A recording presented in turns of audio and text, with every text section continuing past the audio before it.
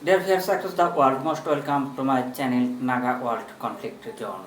Context: Biden's aims for a reunited West. This month, US and European Union summit risks being overshadowed in a feast of the international meeting from to G7 to NATO, but its importance should not be underestimated.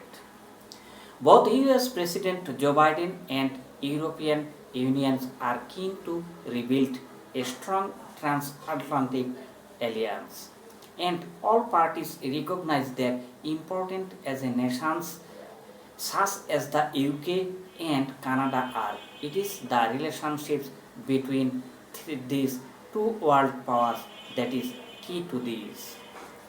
European Union and United States disagreement during the Trump presidency were legion, from climate change to trade and multilateralism. The mercurial US president also ruffled many feathers in Europe with his championship of Brexit and calls for broader dismemberment of the bloc in the harshest anti-European rhetoric of any US president. The Parliament's diplomatic disdain for European Union went significantly beyond that of any of his predecessors. He even remarkably declared, "I think the European Union is a for what they do to us in trade."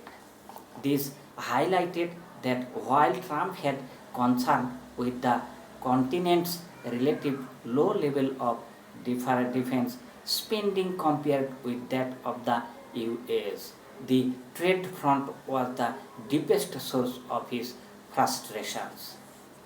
While this concern have by no means disappeared with Biden, his positioning is quite different. One example is his flipping of US priorities over the trade deals.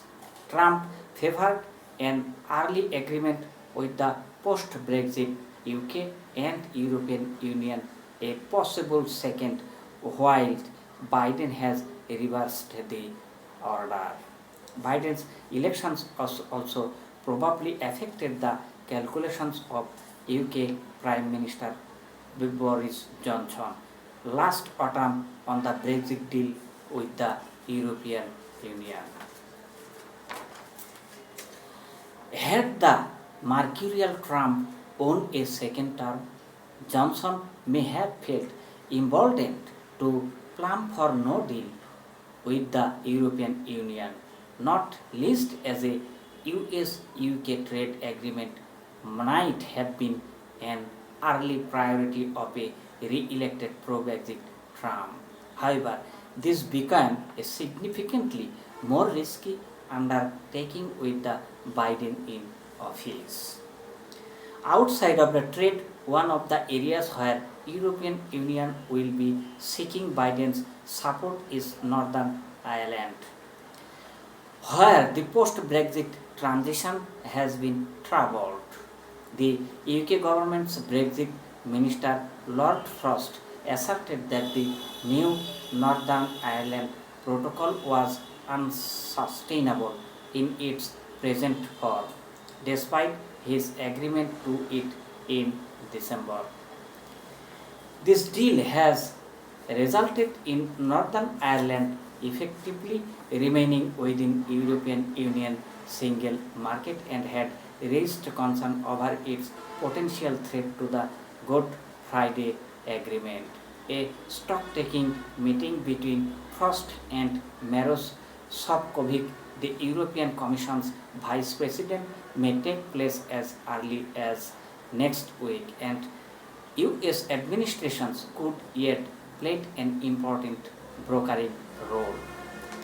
For Biden, the ultimate ambitions with his dialogue with the European Union and indeed the UK Canada and Japan is trying to bring the Western alliance back together after several troubled years.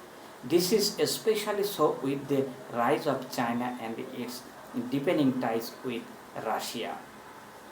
On China, Biden at the European Union meeting had discussed the need for Western countries to unify and make investment to strengthen collective competitiveness and the importance of the updating global rules to tackle economic challenges such as those perceived by Beijing.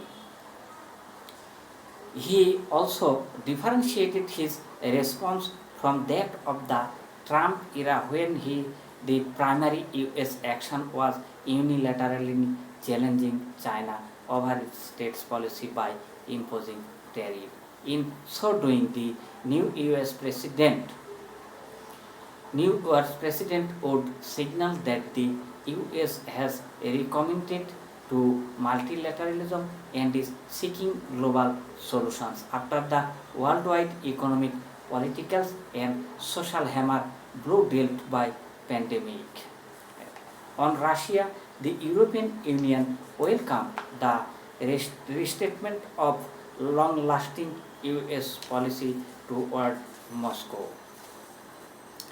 Trump, for instance, called several times for Russia to be allowed to rejoin the G7 as the G8, as was the case from 1997 to 2013, which shocked the European Union after recent behavior from Moscow.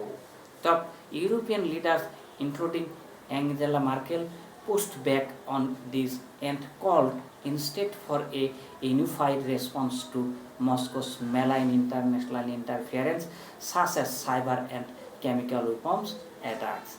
These European calls were successful, and despite Trump's desire for warmer ties with Vladimir Putin, Russia was told it could rejoin the Western Club only if the changed course and the environment was once again created in which it was possible for the G8 to hold reasonable discussion already been done. Biden's trip provides a window for Washington and Brussels to take an important step back and try to concentrate again on unity. If they can do this, it will be a milestone in Biden's goal of reunifying post-Trump and post-Brexit and focusing on the big strategic questions facing the West in the 2020s.